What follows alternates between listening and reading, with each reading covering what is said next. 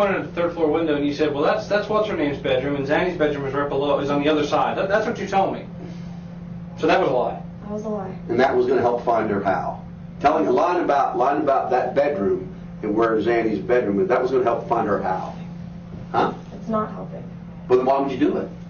Because that's what we're here for, right? Find her. I don't know what else to do anymore. If I knew where she was, if something would have happened, I would have admitted that a long time ago. Do you believe thinking up more lies to tell us will help us?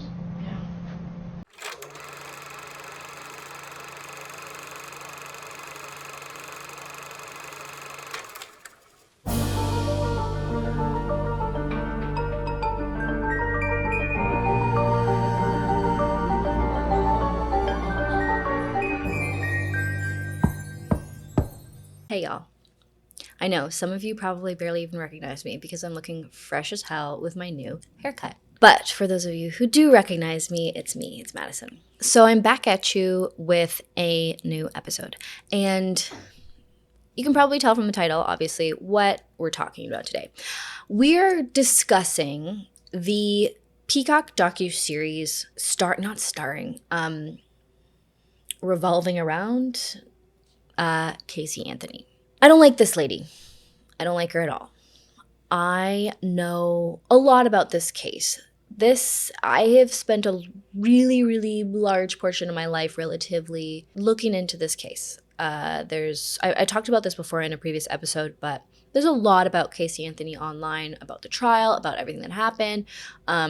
So this is not a series talking about what happened there. It's more discussing the Peacock series entitled Where the Truth Lies. I debated with myself a lot about doing this, and I thought pretty long and hard about whether or not I wanted to.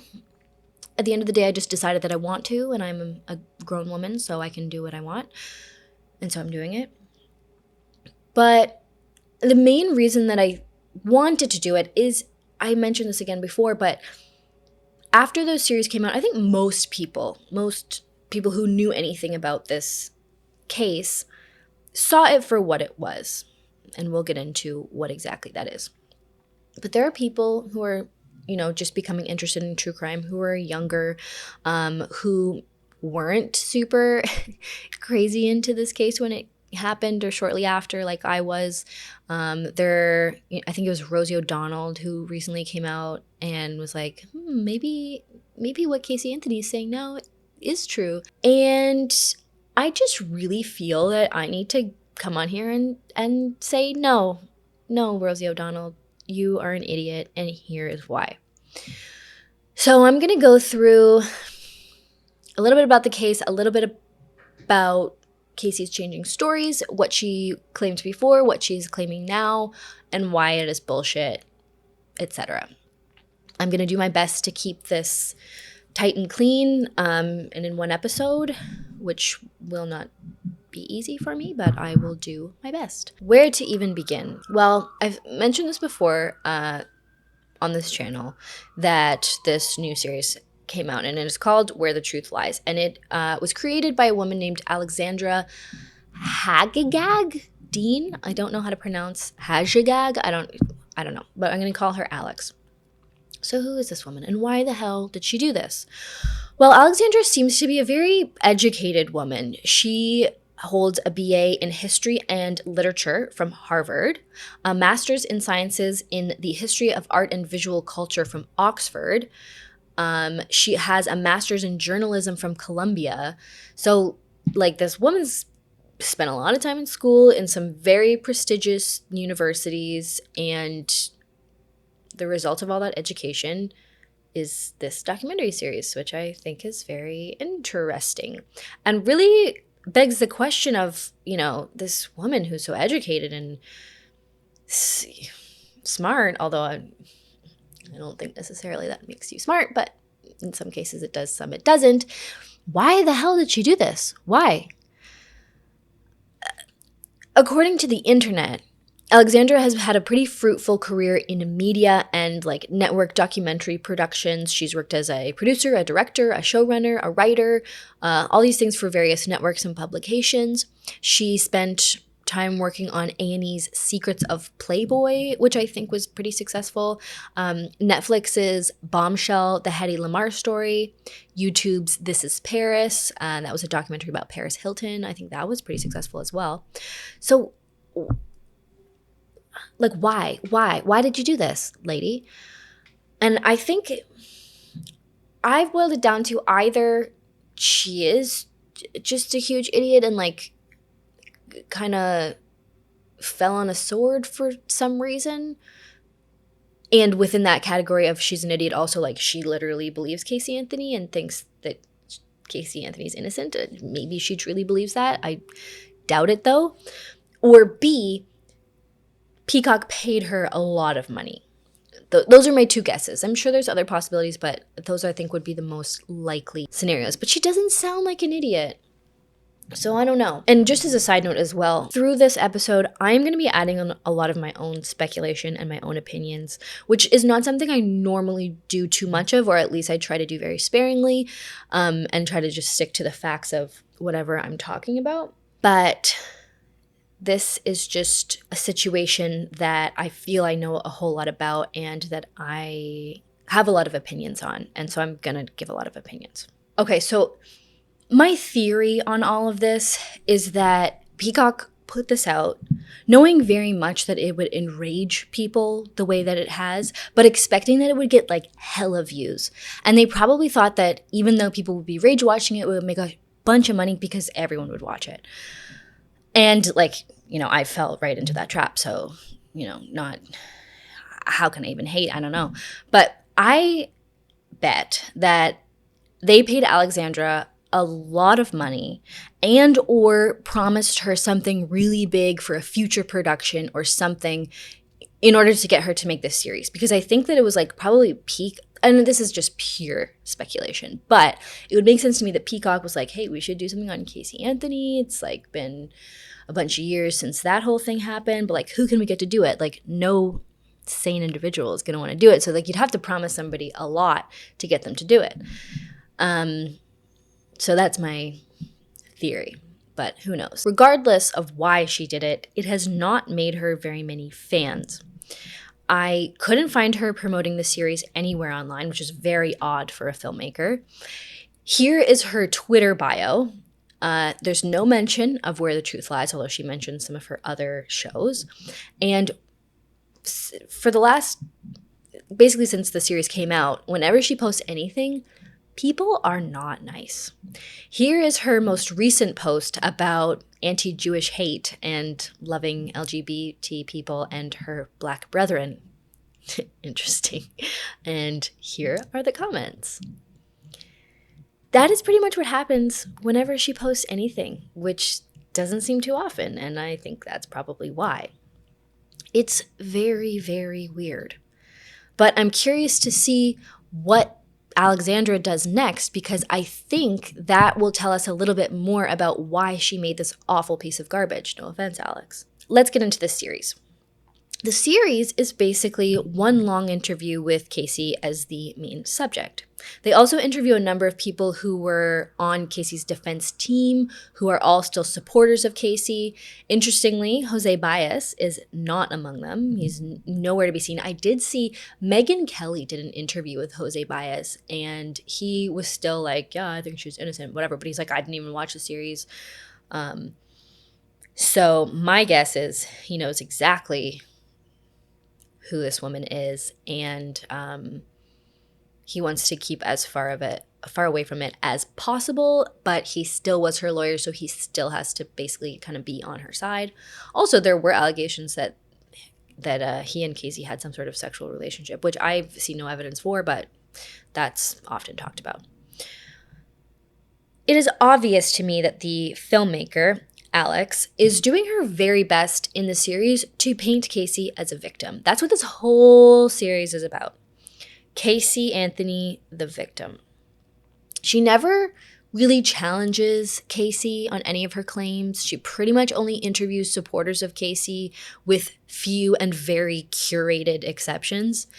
And the B-roll and the music are very telling. It's there to show you what a nice, normal person Caylee is, that she's a hard worker, that she cares about the people around her, and number one, that she is a victim. Portraying Caylee as a victim is the thesis of this series, which is just rich. Caylee is now in her 30s, and she can't do a whole lot because everybody hates her, because everybody thinks that she killed her child.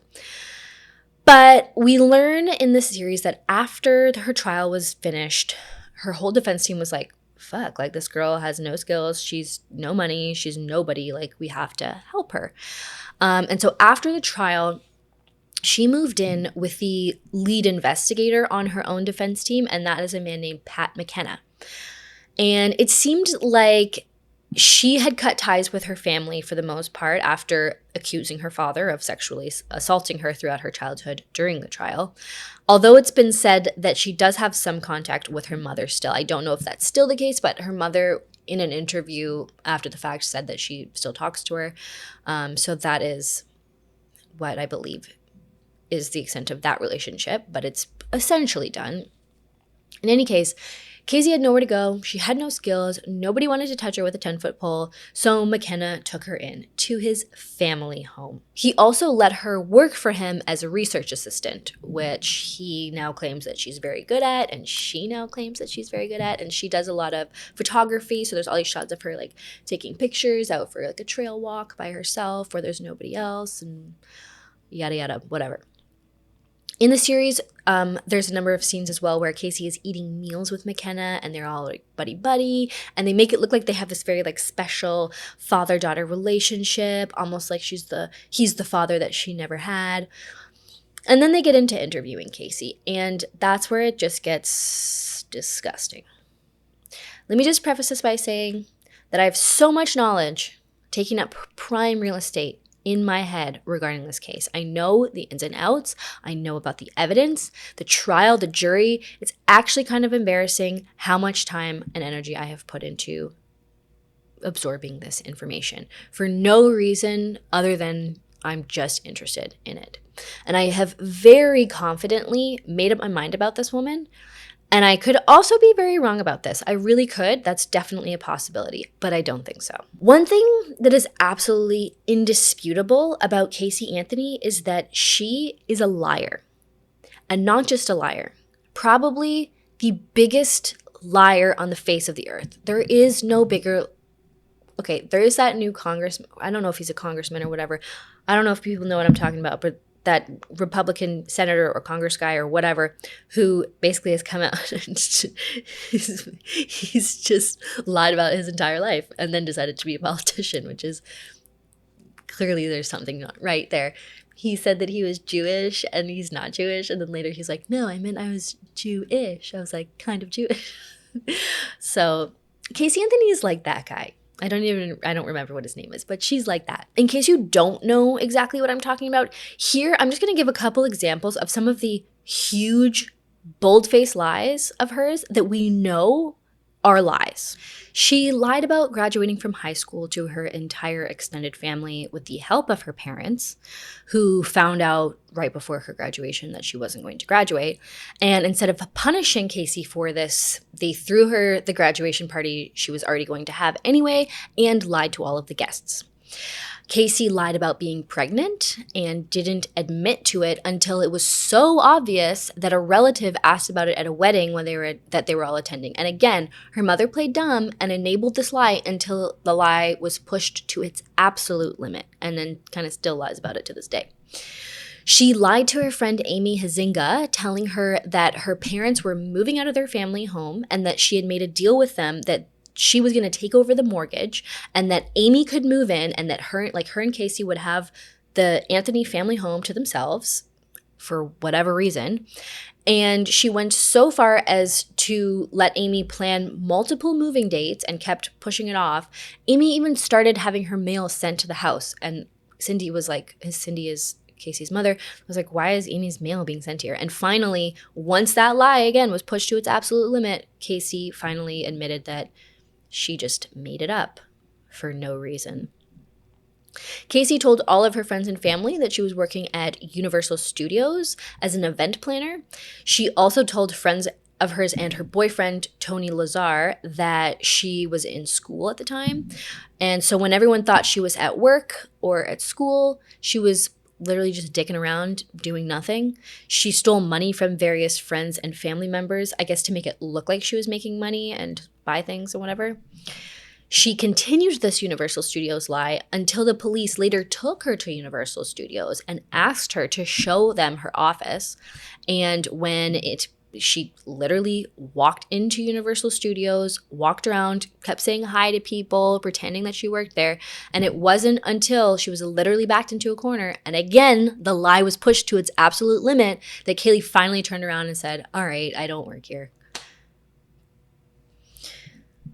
Regardless of whatever story you buy about Caylee's death and disappearance, it is absolutely a fact, admitted to by Caylee, that she knew on June 16th of 2008 that Caylee was dead. And whether or not you believe that because she later tells the story, and you'll see where I'm getting with this, but we know that she knew on that day that she was dead. In this series, like, as I was just saying, it's going to add some like layers of sketch to that, but it's established.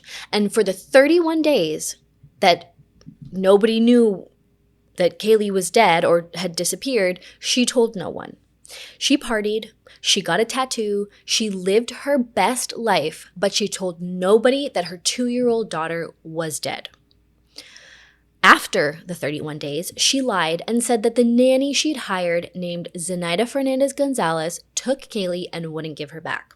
She said that she had been looking for Caylee by herself for 31 days, and that the day before she had spoken on the phone with Caylee. The number that she said had called her to let her speak to Caylee was no longer in service. This we all know to be a lie, and she carried on with this lie for 2 years. It wasn't until presumably her defense team told her, like, hey, this is not a good story because it's obviously a lie. Only then did she switch up the story and start saying that Caylee's death was an accidental drowning and that her father, George Anthony, had covered it up. Those are just a few of Caylee Anthony's lies, but there are thousands of them, I'm sure. And I think given this history, given everything that we know about this woman, one thing that nobody should do while watching this series is take Caylee Anthony at her word. She has proven that she is not to be trusted and that she is a liar. I don't know if she's diagnosed as a compulsive liar, but everything in her life is a lie. I'm going to start getting into Caylee's original claim, and we'll get into her original claim, and then her second claim, and then her third claim. Let's briefly walk through Caylee's original claim when she was arrested. So her first claim was that Caylee had been kidnapped by a woman named Zenaida Gonzalez, who was her nanny. Caylee had told her parents and her friends about Zanny the nanny like a year before, and had often claimed that Caylee was with her. From June 16th to July 15th, Caylee told everybody that Caylee was with Zanny and that she was on various trips with her, that they were at Disney World, that they were with Zanny and her mother, etc., etc. Now, I will get into the 911 call where it all kind of gets disclosed, but before I play that 911 call, I want to give some context to the events leading up to this call. So this is what happened before the 911 call. Cindy had been getting frustrated having not seen Caylee or Caylee in around 1 month, which was extremely out of the ordinary. Since Caylee's birth, Cindy and George had seen her daily. They lived in their home. So things had been going okay, and she was with the nanny, and then Cindy started to get suspicious as days kept going by, and Caylee kept making up lies, and I'm sure Cindy knows that Caylee is an absolute liar, so I think she's starting to get very suspicious. So she'd been trying to track her down. George and Cindy had recently been made aware that their car, a Pontiac Sunfire, which they pretty much gave to Caylee to use, but which was still under their names, had been sitting in a tow yard, and they received a notice that they had to come pick it up. So George picked it up and he brought it home. And the car had a very disgusting smell in it, which many people upon first smell likened to the smell of decomposition. George and Cindy both said it smelled like somebody had died in there, Both George and Cindy had smelled dead bodies before. George is an ex-deputy sheriff, and Cindy was a nurse, and she did have experience with dead bodies and with people who had rotting flesh. So they, now deny that, but that's what they claimed it smelled like, and it was a nasty smell. After discovering a bunch of Caylee's items in the back of the car, including her overnight backpack and her favorite doll, Cindy tracked down one of Casey's best friends, Amy Hazinga, and got Amy to take her to Casey's location, which was at her boyfriend Tony Lazar's apartment. Cindy brought Casey home and demanded to see Caylee. Casey beat around the bush, and she kept lying about Casey's whereabouts. And Caylee's whereabouts, sorry. And Cindy even got Casey in her car and was like, bring me to her. And Casey just continued to be super weird and beat around the bush. Cindy then made 2 911 calls, attempting to get the police to charge Casey with auto and money theft for taking the car and taking other money from them. And she was hoping to use this against Casey to get her to tell her where the hell Caylee was. After the second call, Casey's brother Lee came home, and he attempted to get information out of Casey about Caylee's whereabouts. Cindy says that she overheard Casey tell Lee that Caylee had been missing for 31 days, and that is when shit hit the fan and the third 911 call occurred. And I will play that 911 call for you right now. 911, what's your emergency? I called a little bit ago. The deputy sheriff said I found out my granddaughter has been taken. She has been missing for a month. Her mother finally admitted that she's been missing. Okay, what is here now? Okay, what is the address that you're calling from? We're talking about a 3-year-old little girl. My daughter finally admitted that the babysitter stole her. I need to find her. Your daughter admitted that the baby is where? But the babysitter took her a month ago that my daughter's been looking for. I told you my daughter was missing for a month. I just found her today, but I can't find my granddaughter. And she just admitted to me that she's been trying to find her herself. There's something wrong. I found my daughter's car today, and it smells like there's been a dead body in the damn car. Okay, what is the 3-year-old's name? Caylee, Caylee, Anthony. Caylee Anthony? Yes. Okay, is she white, black, or Hispanic? She's white. How long has she been missing for? I have not seen her since the 7th of June. What is her date of birth? 8/9/2000. Oh God, she's 3. She's 2005. George Caylee's missing. Caylee's missing. Casey says Danny took her a month ago. She's been missing for a month. Okay, I understand. Can you calm down for me for just a minute? And I need to know what's going on, okay? I'm gonna try and talk. What is it we can start looking for? Is your daughter there? I'm on the phone with them. Is your daughter there? Yes. Can I speak with her? Do you mind if I speak with her? Thank you. I called them 2 hours ago. They haven't gotten here. She finally admitted to Danny took her a month ago. Ma'am. Okay, Danny's here. They want to talk to you. Answer the question. Hello? Hello? Yes. Hi. Well, can you tell me what's going on a little bit? I'm sorry? Can you tell me a little bit what's going on? My daughter's been missing for the last 31 days. And you know who has her? I know who has her. I've tried to contact her. I actually received a phone call today, now from a number that is no longer in service. I did get to speak to my daughter for about a minute. Okay, did you guys call and report a vehicle stolen? Yes, my mom did. Okay, so there's been a vehicle stolen too? No, this was my vehicle. What vehicle was stolen? It's a 98 Pontiac Sunfire. Okay, I have deputies on the way to you right now for that. But now your 3-year-old, okay, your 3-year-old daughter is missing. Caylee Anthony. Yes. White female. Anthony. Yes, white female. 3 years old, 8/9/2005, her date of birth? Yes. And you last saw her a month ago? 31 days. It's been 31 days. Who has her? Do you have a name? Her name is Zenaida Fernandez Gonzalez. Who is that? Babysitter? She's been my nanny for about 1.5 years, almost 2 years.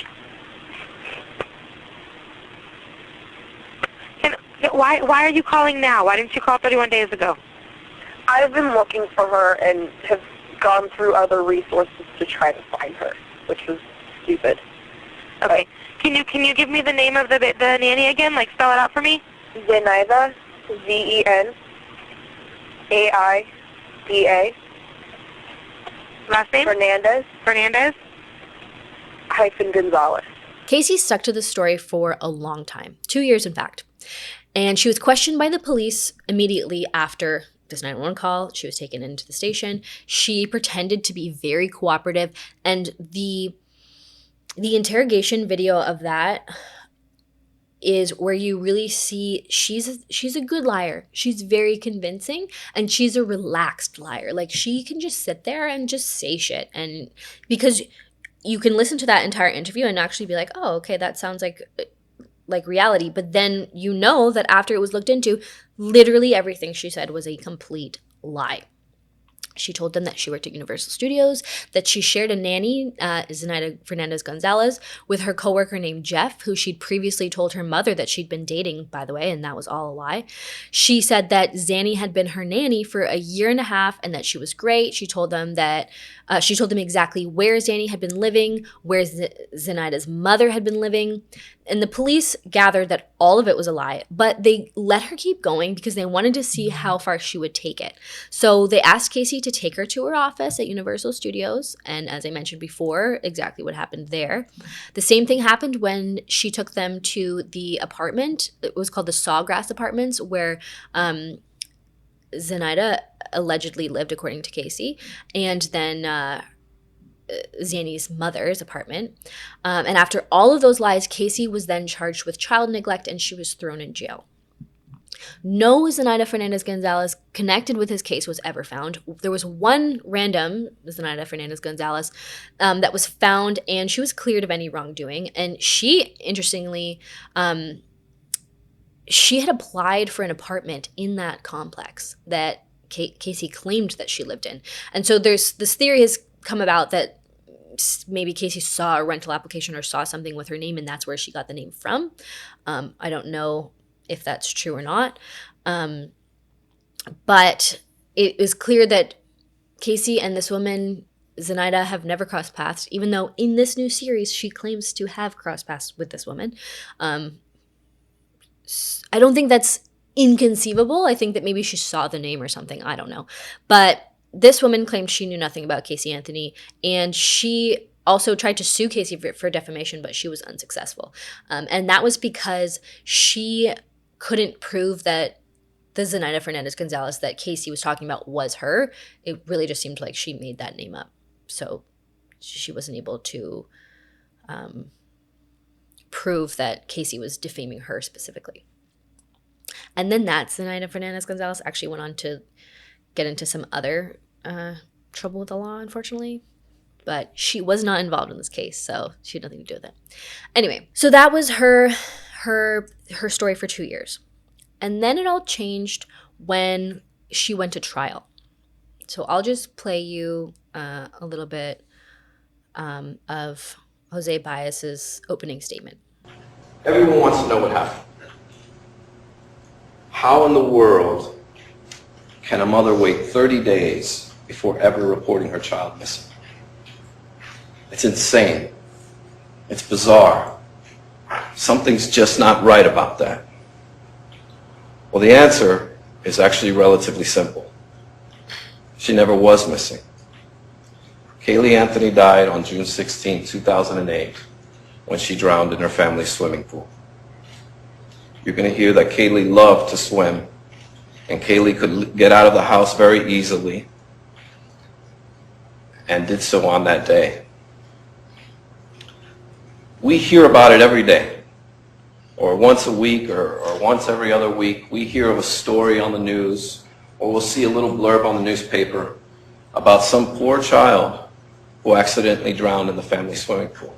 Well, the reason we're all here is because not of the commonality of this tragedy. Now, unfortunately, it's far too common. In fact, in the state of Florida, it is the #1 way that children die, is drowning in swimming pools. So why did Caylee change her story from a kidnapping and murder to an accidental drowning?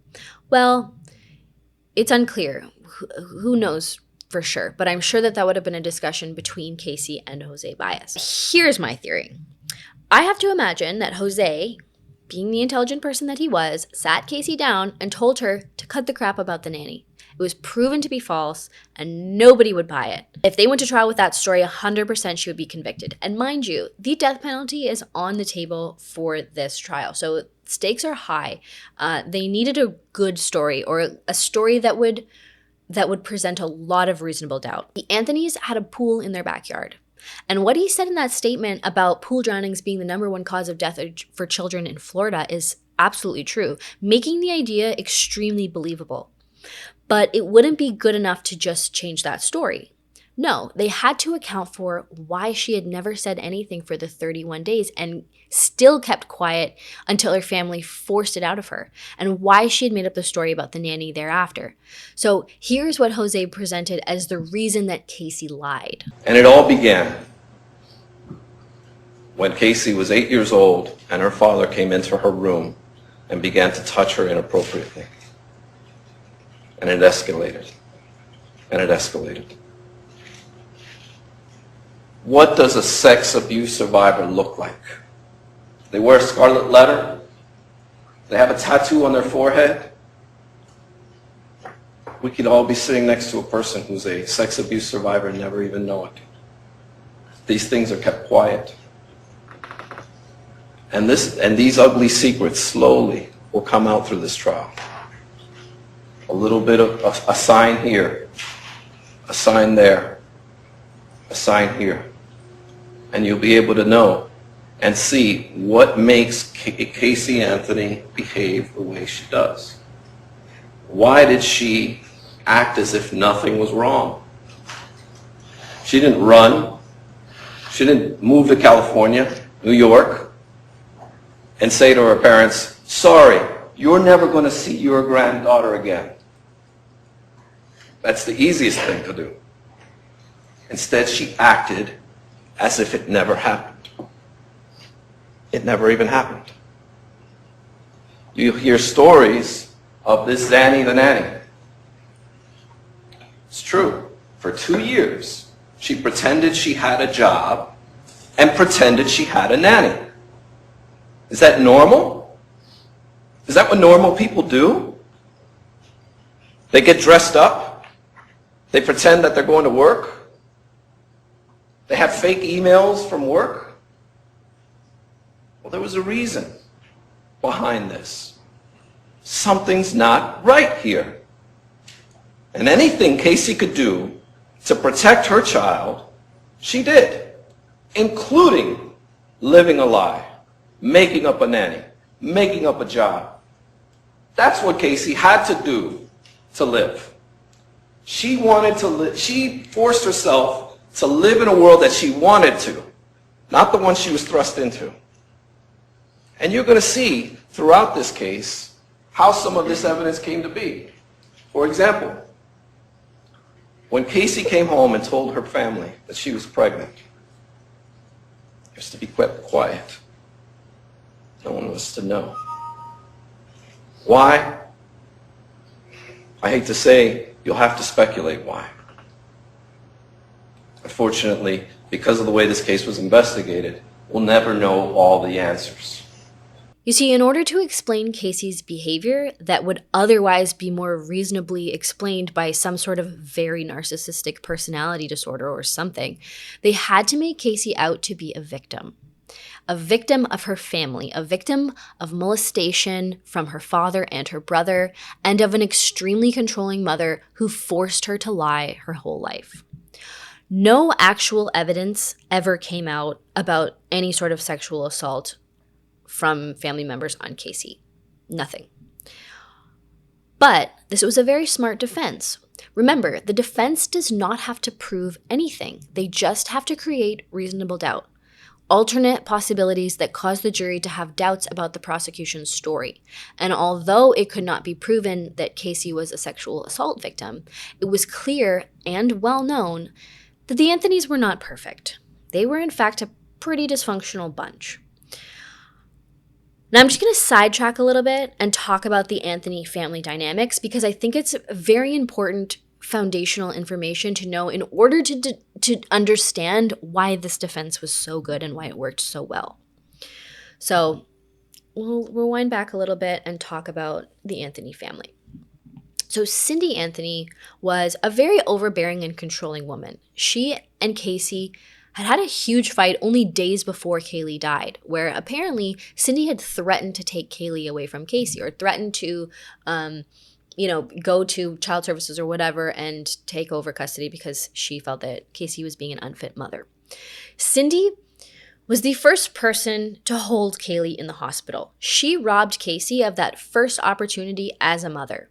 She did try to cover up Casey's pregnancy and the fact that Casey did not graduate from high school. She was a huge enabler of her daughter's constant lies.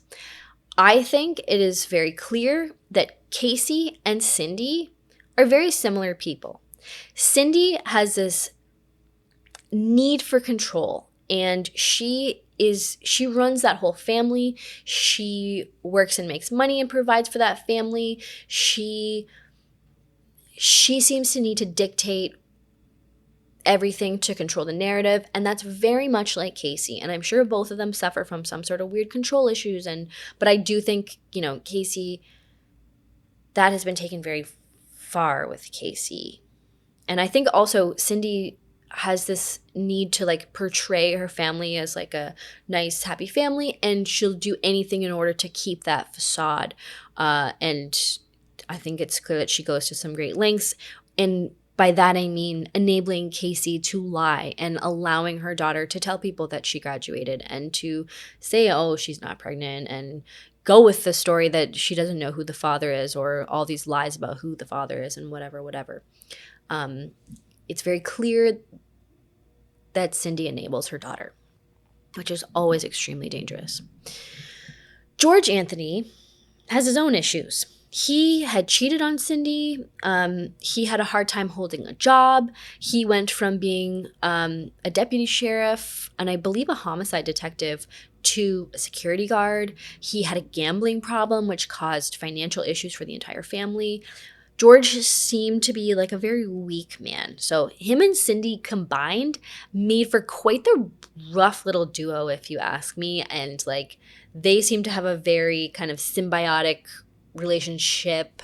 And I think there was a point in which Cindy wanted to leave George, but for certain financial reasons she couldn't. And they're just kind of a mess. Within their family unit, they seem to have this culture where they didn't air anything out and issues were just left to fester and conflicts were never resolved, which I do think is a kind of common thing within a lot of families. That's not crazy. It doesn't mean you necessarily produce a murderer.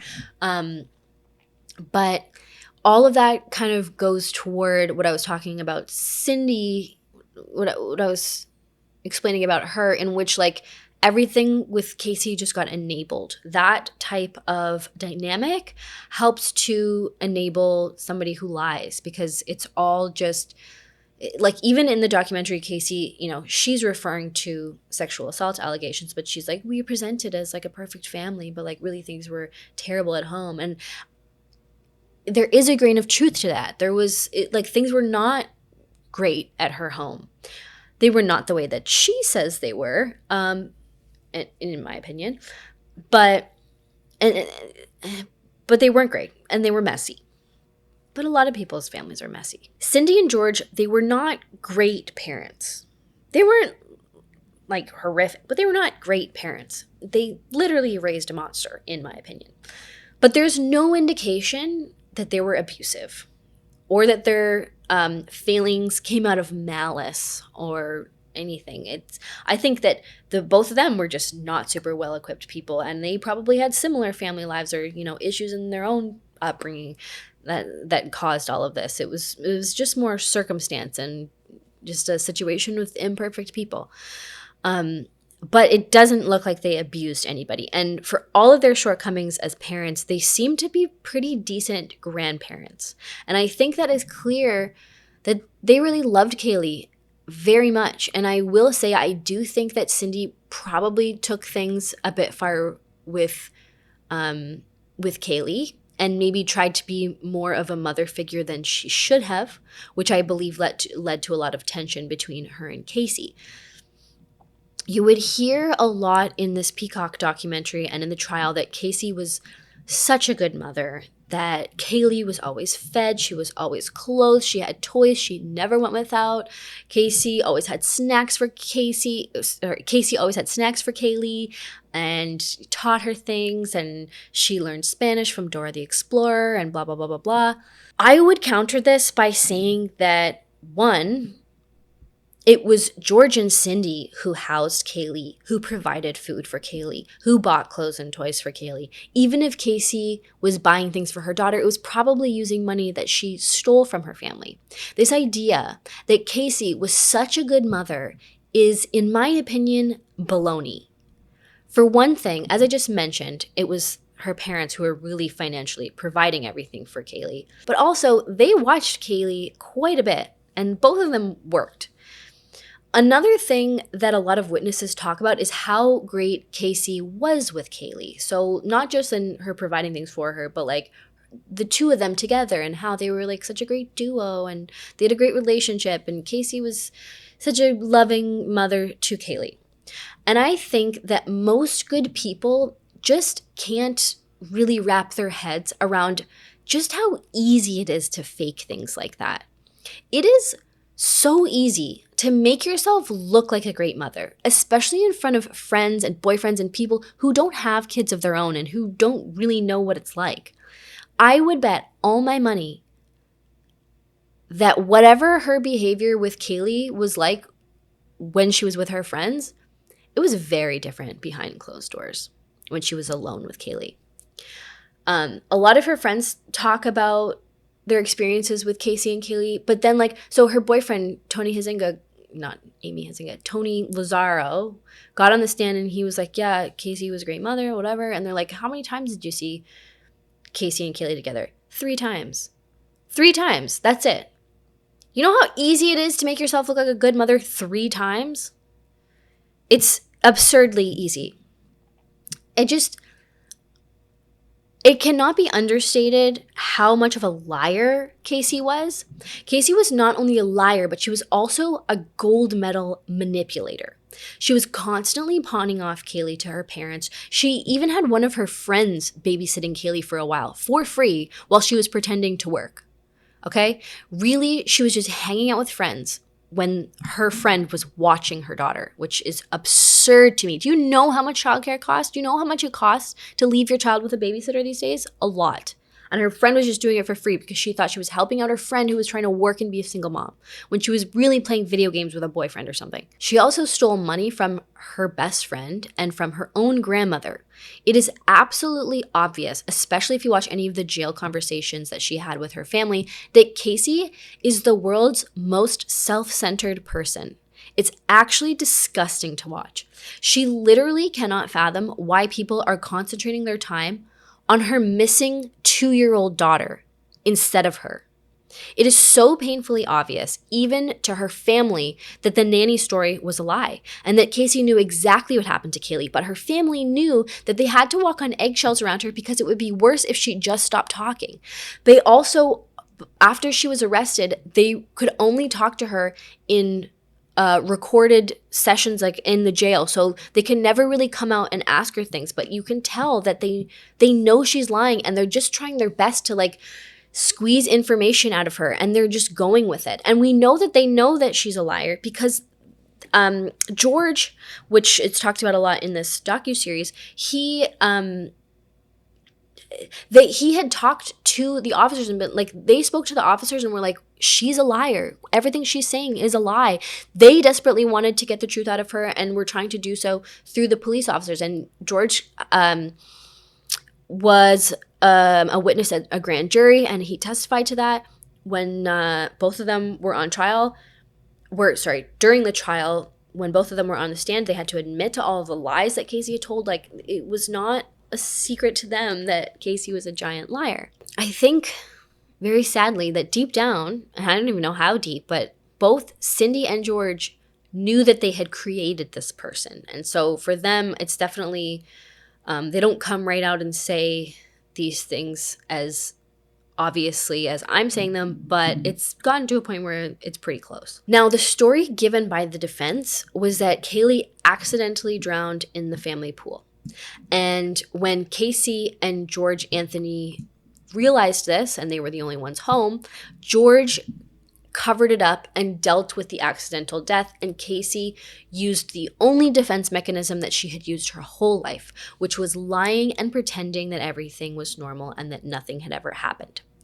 It was her family's dysfunctional culture, the sexual assault that she had experienced by her father and brother, that created this defense mechanism within Casey. And the only way that this poor, broken victim knew how to handle such a horrific situation was to lie, and to lie, and to lie some more. I do think that Cindy and George enabled Casey to be a shitty person, but I don't think that you can blame them for Caylee's death. That is a bit much. Now, that is the defense that they went with. But did the jury buy it? Kind of. Not really, but kind of. Many former jury members came out after the fact to talk about their experiences as jury members. They claimed that most of them thought that Casey was guilty. It was clear to them that Casey was a, quote, horrible person, end quote, but they did not feel that the prosecution had proven their case. I think the biggest reason for this is that Caylee was so decomposed by the time they found her 6 months after her death that there was no possible way to prove how she died. And therefore, the drowning theory was possible. And that was a really big challenge that the prosecution had to overcome, was not being able to give a cause of death. Personally, based on the evidence that was given in court, I can almost see that, but I do think that based on my extensive research into this case, that it would have been very reasonable for them to convict her of at least aggravated manslaughter, which was on the table. There was what I believe to be a pretty compelling evidence that Caylee had been decomposing in Casey's car. Now, I'll get to a little bit more of the evidence later, but this is a clip from TMZ, and so it's TMZ. What do you take it as a TMZ clip? But this is the judge of the case and what he had to say after the fact. This is a recent interview that I guess the interview came about due to the Peacock series, but he's still the judge and he is talking about his thoughts on the trial.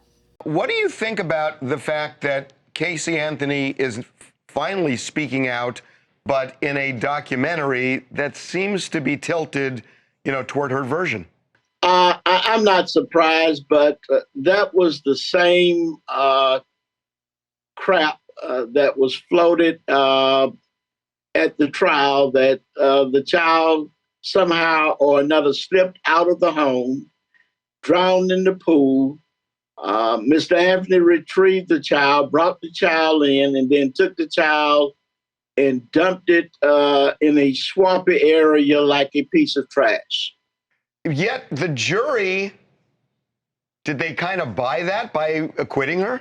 I think the only indication we have of what the jury may have thought was one juror said that the state was unable to show how Caylee died.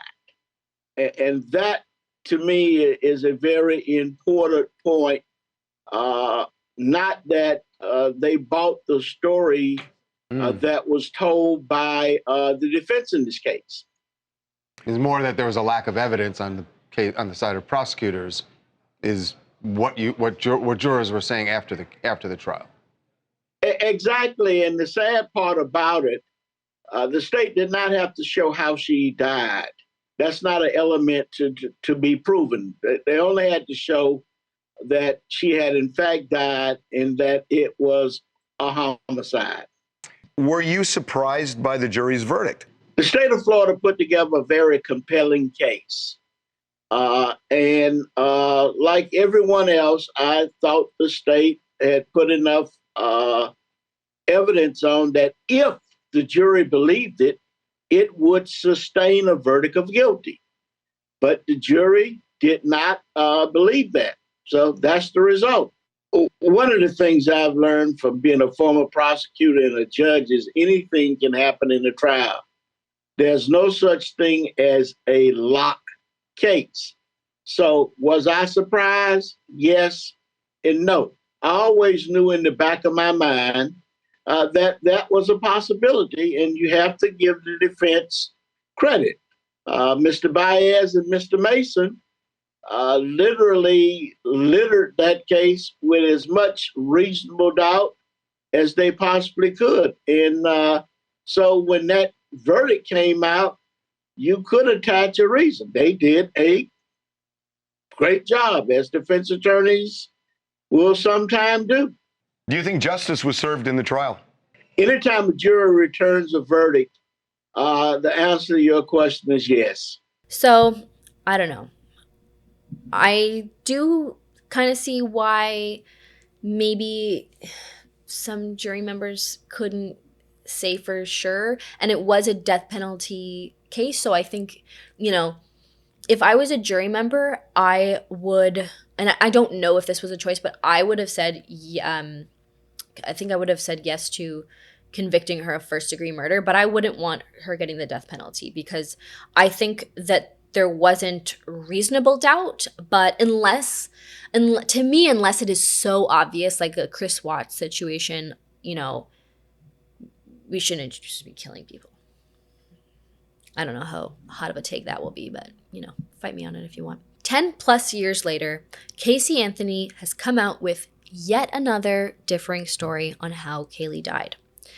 It's kind of a variation on the trial story, although it is quite different. And I will let Casey go ahead and tell you the story herself. And I'm taking from the actual documentary, so there's no video. I feel like this might get flagged with something.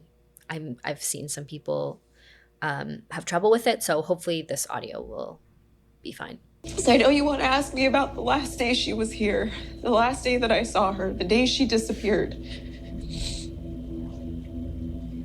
I know that's what it's all leading up to.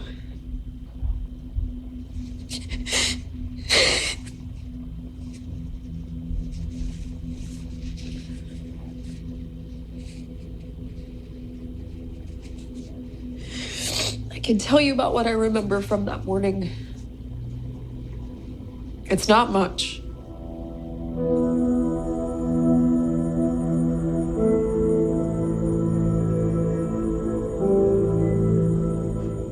The night before was a normal night. Got Caylee to bed. Woke up the next morning, got her breakfast. I wasn't feeling that great, and I wanted to lay down. Put on the TV, the door was closed, and I had her lay in bed with me. I've been a light sleeper my entire life because I'm used to someone opening the door while I'm asleep. I'm used to being on alert, especially with my child next to me.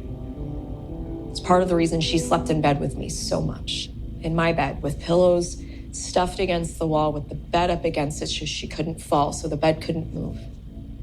Were the doors unlocked to your bedroom? I thought that I had locked it, but maybe not. It's possible that the door was unlocked. I know my dad was at home.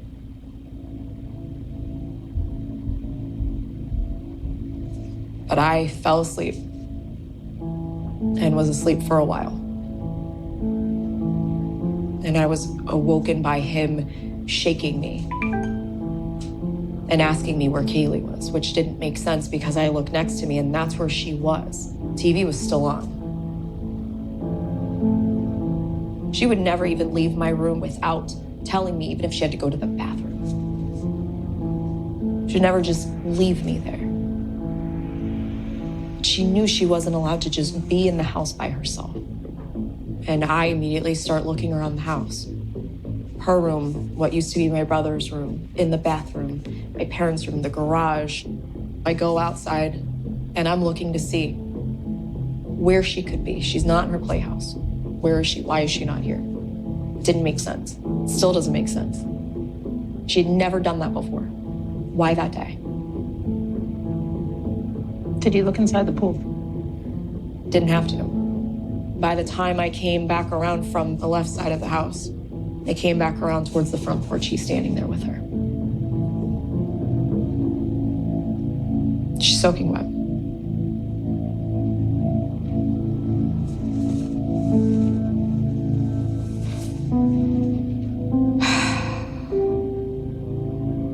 I can see him standing there with her in his arms.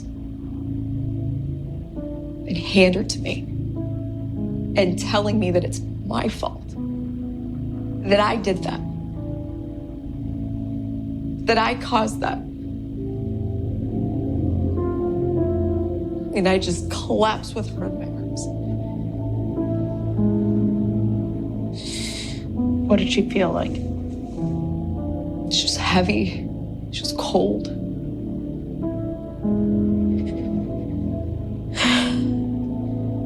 As I'm sitting there with her on my lap, just hysterical.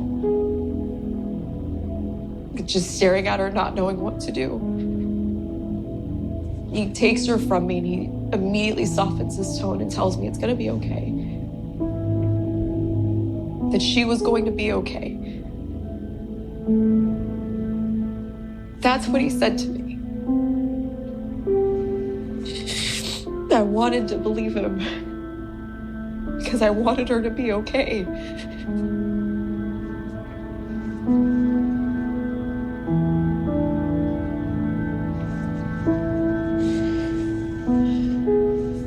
And I don't know how long I sat outside. I don't know where he went.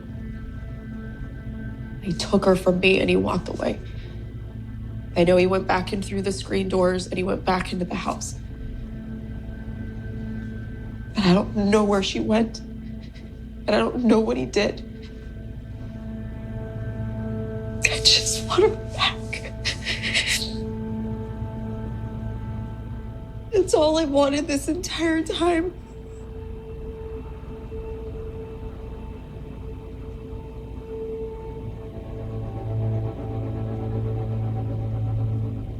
I can tell you about how numb I felt and how broken I felt and confused, but also hopeful because I believed that she was still okay.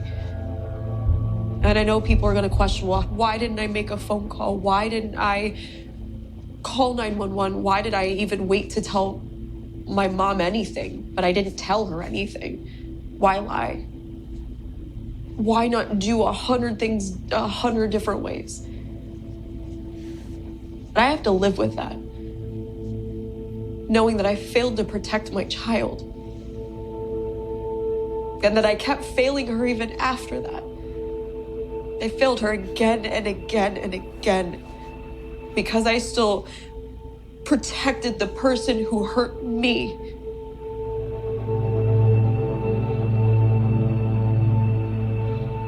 It was like I was brainwashed.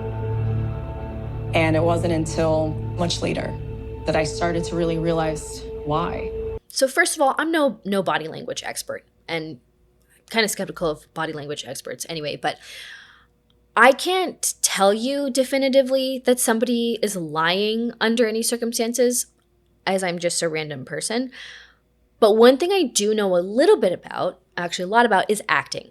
I am a trained actor. I have been acting since I was 15 years old. I'm not saying that I'm any good, but I have been doing it for a long time, and I've studied it for a long time. And I think that this woman is acting. Again, just my humble opinion. Not only does it sound like she's acting, she's really overdoing it. This monologue, again, just my opinion, but this monologue was her big moment. And you can picture her practicing it in the mirror, waiting for her moment. She speaks with conviction and with ease, but she's not listening to the questions and thinking about it and answering it truthfully. She knows what the questions are. She's already rehearsed her answers. She strains to put herself in this space emotionally.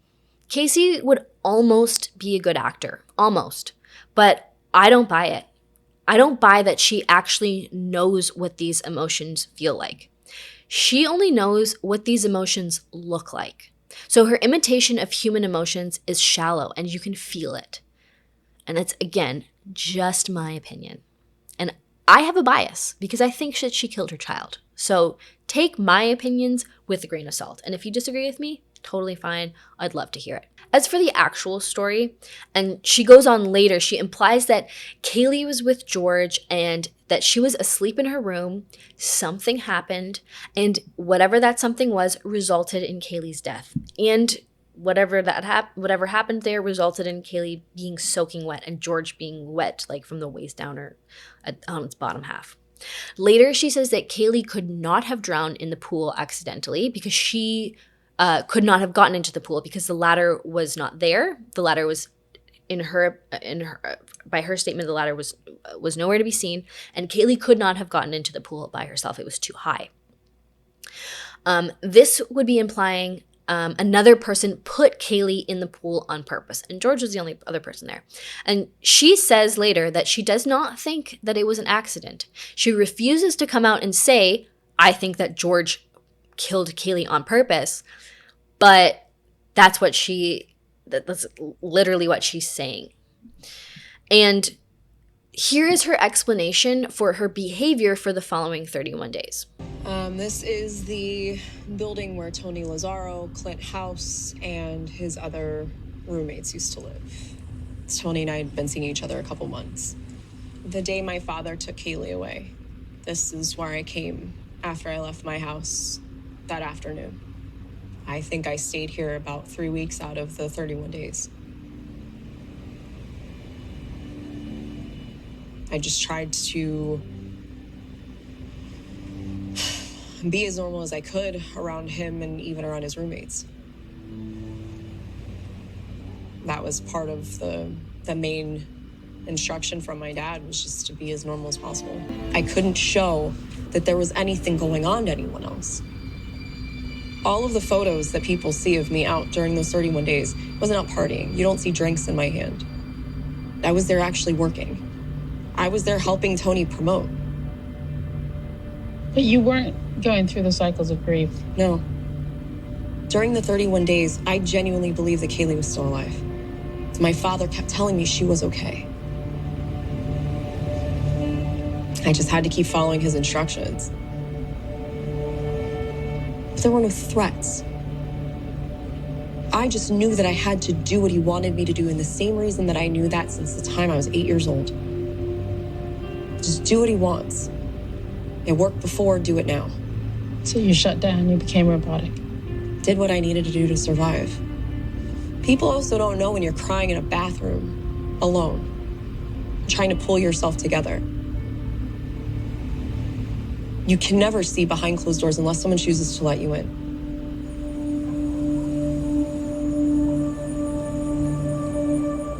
I was in contact with my father daily. But whether or not I saw him at the house or we talked on the phone, check my cell phone records. The phone records, my phone pings had me calling Hope Spring Drive again and again and again when my mom was at work. And what were you saying to him? I just wanted answers. When am I going to see her? How much longer are we going to keep doing this? Is she okay? That I remember. And what would he say? He would tell me she was fine. Just keep doing what I'm telling you to do. You guys will be reunited soon. That's what sticks with me. He told me at one point we would be reunited soon. Did he describe where Caylee was or what she was doing? No. Wouldn't tell me anything. I would ask if he knew where she was, and he would just tell me she was safe. When you're physically afraid of another human being,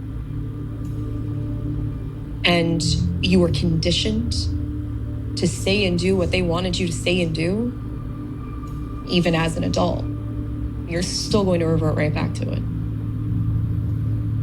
So you really believed he would have kidnapped her from you and put you through all of that? That made sense to you, that he would do that? At the time, it did. It just seems incredible. For 31 days, you're still in that space of... I was still in that space even a couple weeks later when I was in jail.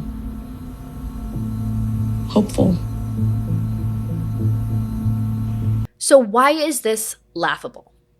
Well, for many reasons. First, for this entire story to make sense, we have to believe that George Anthony was molesting Caylee. Otherwise, her reason for not saying anything for 31 days makes no sense. Is it possible that George did molest or rape Caylee? Sure. It's also possible that I'm really an AI robot, or that O.J. Simpson did kill Nicole and Ron. A lot of things are technically possible. Sure. But there is zero evidence for it. None. It's true that crimes like this are hard to prove, and I'm never going to say that for sure she is lying, but I think she's lying. I do not believe that George did anything to Caylee. I think that had he been a sexual predator, had he been molesting Caylee, that Cindy would either be aware of this, or that when Caylee started saying that he did this, that she would believe Caylee. And I think that if Cindy Anthony had any indication or in any way thought that there was a possibility that George had been victimizing Caylee, or God forbid Caylee, because Caylee does imply that as well, that she would have been all over it and she would have used it to try to prove her daughter's innocence. Cindy has tried her very hardest. She's really tried to make excuses for Caylee and to come up with reasons in her own mind to justify Caylee's behavior, like any mother would.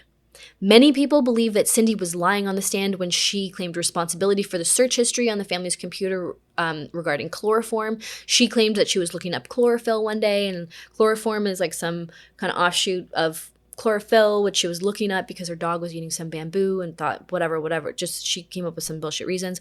And had there been an explanation like this, where she could throw George under the bus to save Caylee, I bet you, again, all my money, that she would have taken it. But she couldn't, because she knew it was bullshit. Again, just my opinion.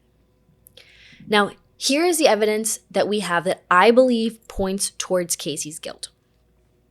There's the car, which was in her possession, which was found with what multiple people claim as a smell of decomposition in the trunk. Caylee claims that it was garbage, and there was garbage in there as well. And yes, the claim that it was a smell of decomposition has been debated, but it was a nasty, awful, lingering smell, a smell that both George and Cindy had smelled before. Also, friends of hers had driven in Caylee's car while what I believe was Caylee was in the trunk decomposing, and Caylee, there was a smell, and Caylee had said, oh, I think maybe something got under my car and died. She specifically referred to something dying in the car to explain the smell. There were hairs in the car that were found to be a mitochondrial match to Caylee, meaning that they were from a female in her bloodline, and those hairs would have had to have belonged to either Cindy Anthony, Caylee Anthony, or Caylee Anthony. Those hairs had what was called post-mortem death banding, which essentially is the presence of a dark ring around a hair near the root, which indicates that that hair came from a body that was decomposing, from a body that was dead. Meaning that whoever shed those hairs in the trunk was dead when they were shed. Cindy Anthony and Caylee Anthony are both still alive today. So who does that leave? Caylee was found wrapped up in a Winnie the Pooh blanket from the home. She had duct tape over her mouth that was found to have originated from their home. So I think it's safe to say that whatever happened to her happened inside the Anthony home and happened at the hands of one of the Anthony family members. The most damning evidence, in my opinion, came from the Anthony's computer. And there were searches for chloroform and how to make chloroform, internal bleeding, and neck breaking, and that all came out during the trial. But the most important of the computer searches was actually never revealed in court. The prosecution had searched the computer, of course, but they only searched the history of one browser. The Anthony computer had multiple browsers, one of them being a Firefox browser. That one apparently was Caylee's preferred browser. And the history on that browser, to me, says everything. On the day that Caylee was known to have died, at 2:51 p.m., somebody in that home under Caylee's profile, because remember, a lot of the times when back when we all had family computers, you could set it up so that there was multiple profiles, so that you click on like the Caylee profile and everything that like that's her own computer, and then you could log out and somebody else could sign in and they have their own section of the computer, so you don't have to overlap with people, and you can set up your desktop how you want to set up your desktop and have all your favorites and whatever, your own computer history. So on the day that Caylee was known to have died at 2:51 p.m., somebody in the Anthony home got onto the Anthony family computer under the Caylee profile, which was password protected, and searched the phrase "foolproof suffocation." And then they immediately went onto MySpace. Later that day, Caylee Anthony died, and she was found with duct tape on her mouth, which is a way presumably to suffocate somebody. And for the next 31 days, Caylee Anthony had the time of her life.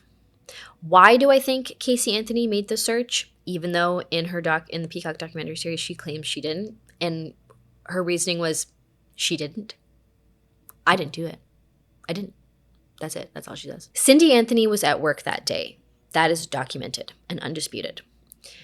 George had work at 3 p.m. that day, and there is no indication that he was late for work. Caylee, in her Peacock documentary, says that his workplace was less than 10 minutes away, so she would have to claim either that he was late for work, which nobody has ever said, and if he was, I'm sure that we would be well aware of that, or that he made the search and then went right to work, but like leaving zero time to murder Caylee. In the documentary, as I just said, she says that his workplace was less than 10 minutes away, although it really does appear that his workplace was closer to 20 minutes away. Also, George did not have a MySpace account, so he would have had to make that search and then go onto MySpace into Caylee's profile for the very first time. And for what? Why would he do that? He didn't have his own profile. Caylee had left for work that day before the search was made, and George testified to this. However, her cell phone signal remained in the area, and the case has been made that she waited for George to leave for work, probably somewhere around 3:30 to 3:40, so he could get to his workplace, which was 20 minutes away, and she made her way back into the home. Remember, she was only pretending to have a job, and so this was her normal routine. She would go and she would say, "I'm bringing Caylee to the nanny," and she would say she's going to work, and then she would come back knowing that everybody was out of the house. Now, the search happened the day that Caylee died, and shortly after that search, Caylee made a bunch of calls to her mother and to her boyfriend Tony, all of which were unanswered as everybody was working. The defense, and then after that, she goes to her boyfriend's, and that night she's seen on camera at a Blockbuster, casually walking around the Blockbuster, having a great time with her boyfriend, getting ready to watch a movie. Totally fine. The defense knew about this search, and they expected it to be brought up by the prosecution. But because the prosecution's investigators very much fucked this up and missed it, it was never talked about in court. And I think that had the prosecution had this evidence, the story would have ended very differently. This search is the reason that I lean towards the idea that Caylee intentionally murdered her daughter. Again, just my opinion, just a thought. I'm not saying that she did. I'm saying that's why I lean towards believing that's what happened. Caylee was a young girl with a toddler. You guys, babies are one thing. They don't talk. For the most part, they just kind of go along with whatever's happening, unless you have some kid who's extremely colicky or fussy or whatever. For the most part, babies, they're not easy. They're still a challenge, but you can do your own thing and just bring them with you. But a toddler, a 2 to 3 year old child, they are a handful. They're hard. I know. I have 3 children myself, aged 4, 2, and 6 months. And once they hit that 2 to 3 year mark, they are a lot to deal with. They're awesome. They're fun. They're hilarious. They're so cute.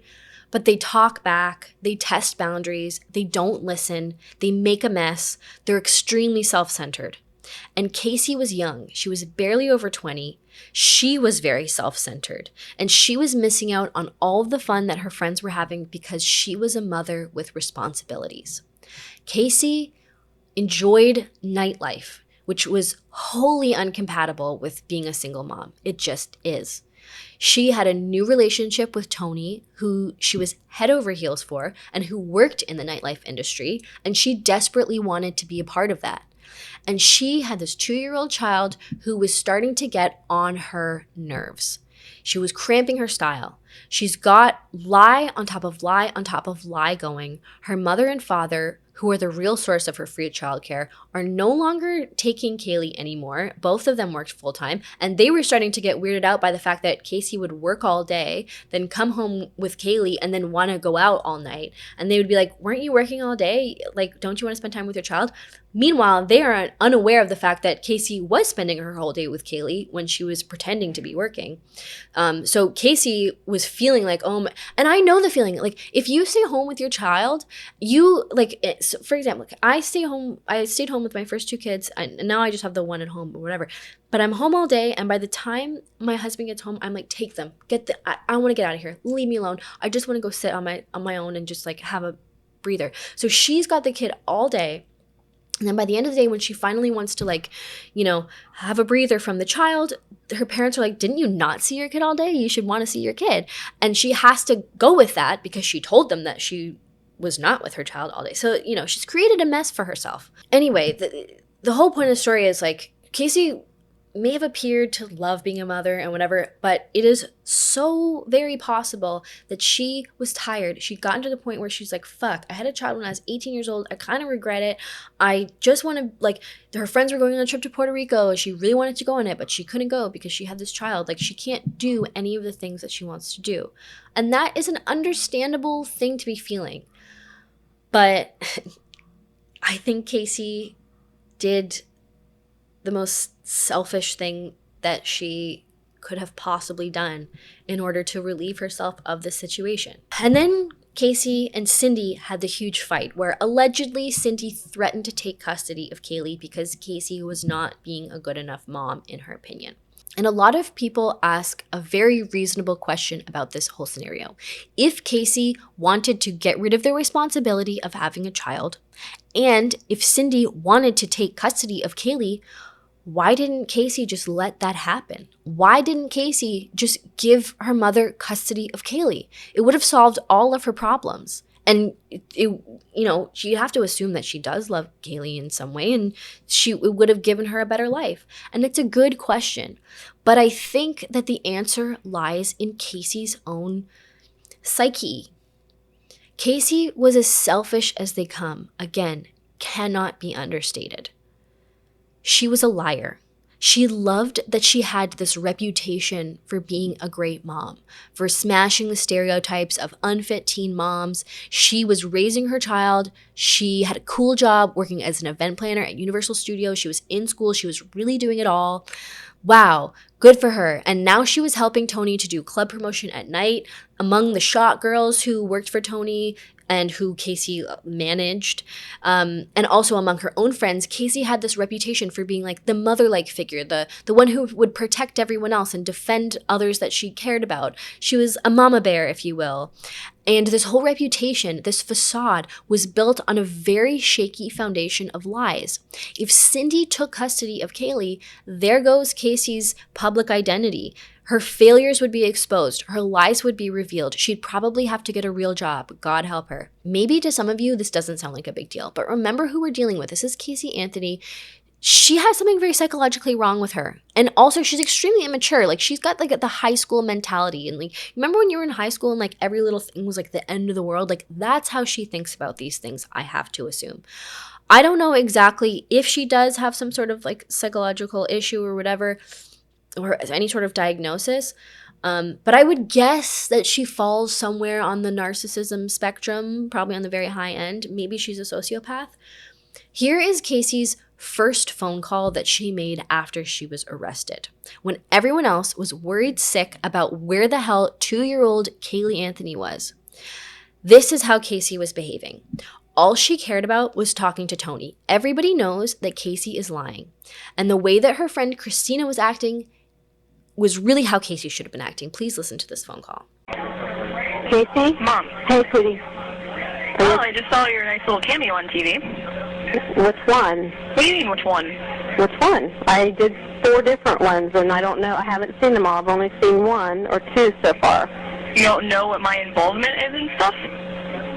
Casey. Mom. What? No. I don't know what your involvement is, sweetheart. You're not telling me where she's at. Because I don't f***ing know where she's at. Are you kidding me? Casey, don't waste your call to No. scream and holler at me. Waste my call sitting in, the jail? Whose fault is bunks are? Whose fault is you sitting in the jail? You're blaming me that you're sitting in the jail? Not Blame my yourself fault. for telling lies. You mean it's not your fault? What do you mean it's not your fault, sweetheart? If you'd have told them the truth and not lied about everything, they wouldn't... Do me a favor, just tell me what Tony's number is. I don't want to talk to you right now. Forget it. I don't have his number. We'll get it from Lee because I know Lee's at the house. I saw Mallory's car was out front. It was just on the news. They were just live outside the house. I know they were. Well? Well? Can you get Tony's number for me so I can call him? Hey. Hey, can you give me Tony's number? I can do that. I don't know what real good it's going to do you at this point. Well, I'd like to talk to him anyway. Okay. Because I called to talk to my mother, and it's f***ing waste. Oh, by the way, I don't want any of you coming up here when I have my first hearing for bond and everything else. Like, don't even waste your time coming up here. You know, you're making it real tough for anybody to want to try to, even if she was giving you somebody's phone number. You're not even letting me finish. Well, go ahead. You're asking me for Tony's phone number so you can call him, and then you immediately want to start pressing towards me and saying, don't even worry about coming up here for all this stuff and trying to cut us out. I'm not trying to cut anybody out. I'm not going around and around with you. You know, that's pretty pointless. I'm not going to put everybody else through the same stuff that you've been putting the police and everybody else through for the last 24 hours and the stuff you've been putting Mom through for the last 4 or 5 weeks. I'm done with that. So you can tell me what's going on. Christina would love to talk to you because she thinks that you will tell her what's going on. Frankly, we're going to find out. Whatever's going on, it's going to be found out. So why not do it now? There's nothing to find out. There's absolutely nothing to find out, and that's even what I told the detective. Well, you know, everything I have no clue where Caylee is. If I knew where Caylee was, do you think any of this would be happening? No. Anyway, you only got a couple minutes for this, so I'm not going to let you completely waste it. Here's Christina. She thinks she can get through. No, I want Tony's number. I'm not talking to anybody else. Hello? Hi, I'm glad everybody's at my house. I'll have to call you later. I'll have to call somebody to get your number. Do me a favor, get my brother back because I need Tony's number. Okay, is there anything I can do for you? I'm sitting in jail. There's nothing anybody can do right now. Well, I'm just trying to be... Oh, I know you are, honey. I absolutely know that you are, and I appreciate everything that you're trying to do, but I'd like to call Tony. He's not at my house, is he? No, okay. No, it's just me and your parents and Lee. Okay, well, can you do me a favor and get my brother back or get the number from him, please? Does Tony have anything to do with Caylee? No, nothing. Okay, so why do you want to talk to Tony? You probably don't want to tell me, do you? Huh? You probably don't want to tell me, do you? I didn't hear what you said. I said, does Tony have anything to do with Caylee? No, Tony has nothing to do with Caylee. Oh, so why do you want to talk to him?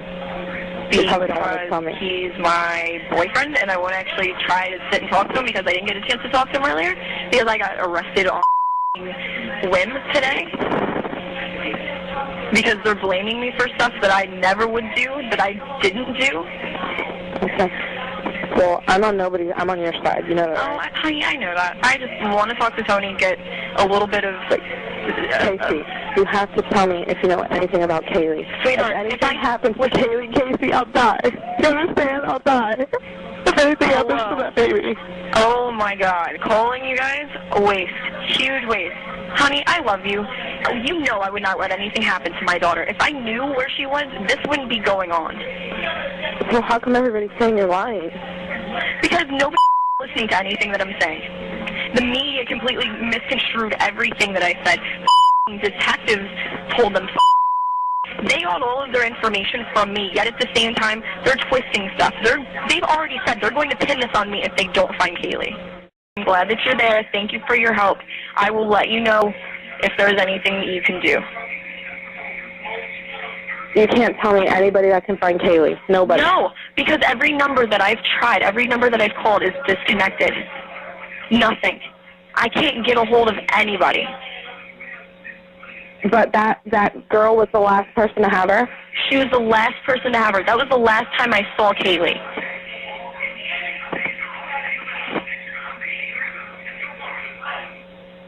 Okay. Lee said he doesn't have Tony's phone number. Yes, he does. He has Tony's phone number in his phone. He needs to stop fucking lying. He just told me a second ago that he'd give me the number. So if I go and I get you Tony's number, are you going to finish talking to me? I will call you tomorrow. I want to talk to him really quick now, and I want to actually try to close my eyes. I haven't slept in 4 days. I have not slept in 4 days. Listen, if you're going to talk to anybody, you can talk to me, and you know that. I can talk to you, but at the same time, I know I can talk to Tony, and that's who I want to talk to right now. I haven't gotten a chance to talk to him since this morning. Since all this stuff happened with trying to set up the MySpace, I made the MySpace and the Facebook. Do you know the password to that MySpace? I made all of it. What's the password to that MySpace so we can see if anybody's written any leads of where Caylee might be? You can go online and see it. As far as messages, I don't know if anybody's going to be messaging stuff. The password's Kays, C-A-Y-S 234. What is it? K-C-A-Y-S K 234. Kays 234. 234. And it's KCOMarie@yahoo.com. KCOMarie@yahoo.com. And yeah. It's 234. What's before 234? Kays 234 is the password. Kays. How do you spell Kays? C-A-Y-S. C-A-Y-S. And then that's the code or whatever? That's the password to get in. The login is KCOMarie@yahoo.com. The password is Kays 234. 234. Is it C or K? C. Okay. Hold on. Hold on 1 second.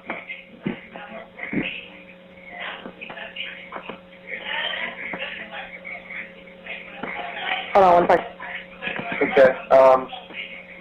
Hold on 1 second for me.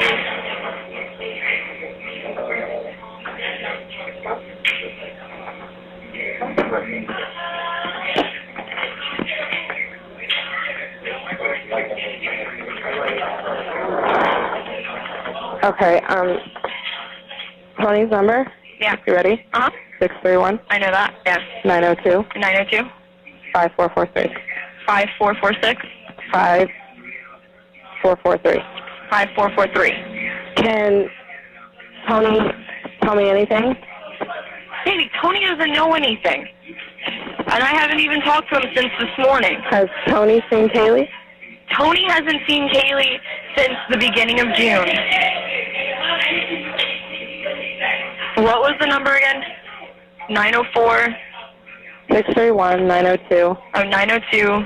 5443. 5443. 902 5443. Okay, thank you. I will find a way to call you back later. Leave your number at my house with my mom so I can get it, and I can either call you later tonight. How can I get a hold of you? I'm at the jail. You can't. Okay, do you have a way to write my phone number down? No, I have no way of writing it down. I have to remember Tony's number, 902 5443. I have to try to memorize his number right now. Okay. So, no, I will just leave your number with my mom, and I will try to call you in the morning if I don't get a chance to call you tonight. So how can I find out information about that girl? You said Florida? Have them look up a New York license for Zenaida Fernandez-Gonzalez. They've just been looking up the last name Gonzalez or the last name Fernandez. If they looked up her entire name, they might actually find her. They haven't done that. They haven't listened to anything that I've said. How do you spell Zenaida? Z-E-N-A-I-D-A. Zenaida. Fernandez? Gonzalez. Gonzalez. Where does she live? Because they went and looked at her place. Christina, baby, you're not telling me anything that I don't already know. Again, I've only been in jail since, about 8:30 tonight. I was with them all day today. I know that. I was with officers pretty much since 9 o'clock last night up until today, like up until this evening when I came up here. But you're telling the whole truth and nothing but the truth. Because they'll find... I have no clue where my daughter is? Yeah, that is the truth. That is the absolute truth. They'll find out, and whoever... Okay, Christina, I'm hanging up. I need to make this other call before I forget the number, so I will call you later. Okay. Bye. Now, does this sound like somebody who's afraid of their own family? Today, Caylee would have been 17 years old. She would have just been starting her life, and she could have been whatever she was going to be. She would have been raised in the Anthony home, so God love her, she would not have had the best situation and upbringing, I have to assume. But we will never know what would have become of Caylee Anthony because her life was taken before she turned 3 years old, which is just horrific. And Caylee Anthony, in my humble opinion, should have been rotting in jail at this point for the death of Caylee Anthony. Should she have been convicted of first-degree murder? I don't know, but she should have been convicted of something, and she should not be walking free today, in my opinion. But today, here she is on a documentary series throwing her father and her brother under the bus and talking about them as if they are sexual predators, which, again, maybe they are, but it's somewhat even irrelevant it's irrelevant as to whether or not she killed her own child. Just because you were assaulted does not mean you have the right to kill your own child or lie about it for a month or to hinder the investigation. Casey knew exactly where Caylee was for the entire 6 months that she was missing. And she let Caylee decompose to the point where we were then unable to figure out how she died. It's horrible. It's truly one of the... Because she got off, I think it's one of the worst situations. That's pretty much it. That's all I really have to say on the matter in terms of the Peacock docuseries Where the Truth Lies. And again, if anybody is dying for me to go in detail about this case, I'll do it. I will. But I really do think that it's been done a lot and done well, so I don't really think it's necessary that I do that. But maybe for my own sanity and for my own selfish reasons, I really did feel the need to do this episode. So I hope that maybe you got something out of this. Maybe I will be so happy if just one person out there had watched that documentary series and had been thinking, I don't know, this is really putting things into perspective for me, and like maybe Casey didn't do it. If just one of you saw it and was starting to think that, and then you saw this video and you were like, okay, no, that would warm my heart. So please like this video. Tell me what you have to say about it in the comments and share it if you so feel inclined. And if you would like to reach out to me via email, you can do so at hello@whosknockingpodcast.com. You can find me on Instagram at whosknockingpodcast, Twitter at whosknockingpod, and my newsletter can be found at grimweekly.com. And stay safe out there, because you never know who's knocking.